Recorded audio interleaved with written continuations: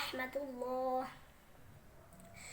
আউযু বিল্লাহি মিনাশ শাইতানির রাজীম। বিসমিল্লাহির রহমানির রহিম। পরম করুণাময় ও দয়ালু আল্লাহর নামে। সূরা আসর মক্কায় অবতীর্ণ, আয়াত ৩, রুকু ১। ওয়াল আসর, কালের শপথ। ইন্নাল ইনসানা লাফি খুসর, মানুষ অবশ্যই ক্ষতির মধ্যে নিমজ্জিত রয়েছে।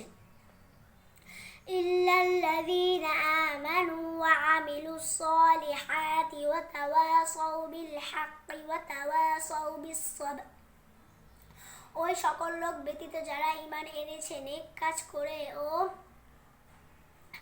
একে অন্যকে সত্যের উপদেশ প্রদান করতে থাকে এবং একে অন্যকে ধৈর্যের উপদেশ প্রদান করে।